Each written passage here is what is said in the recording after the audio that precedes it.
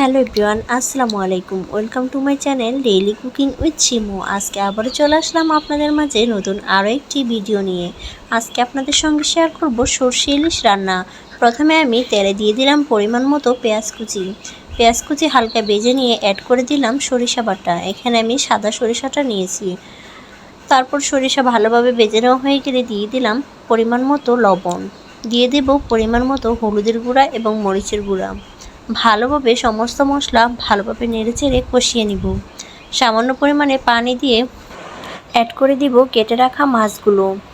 তো এভরিওয়ান, আপনারা কে আমার ভিডিও কোথা থেকে দেখছেন অবশ্যই কমেন্টে জানাবেন, এবং আপনাদের কাছে আমার ভিডিও কেমন লাগে কমেন্টে জানাতে ভুলবেন না। কিন্তু যারা আমার চ্যানেলে নতুন অবশ্যই আমার চ্যানেলটি সাবস্ক্রাইব করে দিবেন এবং লাইক কমেন্ট শেয়ার করে পাশে থাকবেন।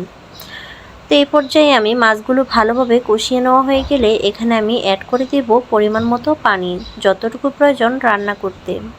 পরিমাণ মতো পানি দিয়ে আমি মাছগুলোকে একটু নেড়েচেড়ে রান্না করে নিব। আপনারা কারা সরিষা ইলিশ খেতে পছন্দ করেন কমেন্টে জানাতে ভুলবেন না কিন্তু। তো এভরিওয়ান, আপনাদের সকলকে জানিয়ে নিচ্ছি নববর্ষের শুভেচ্ছা। আপনারা নববর্ষের দিন কিভাবে কাটিয়েছেন অবশ্যই কমেন্টে জানাবেন। কথা বলতে বলতে এখানে আমার রান্না প্রায় হয়ে গেল। তো এই পর্যায়ে আমি এখানে অ্যাড করে দিব কেটে রাখা কাঁচামরিচ দিয়ে আমি কিছুক্ষণ রান্না করে নেব। রান্না হয়ে গেলে এখানে আমি অ্যাড করে দিব ধনিয়া পাতা কুচি। আপনারা চাইলে ধনিয়া পাতা স্কিপও করতে পারেন। তো এভাবে কথা বলতে বলতে আমার রান্না হয়ে গেল।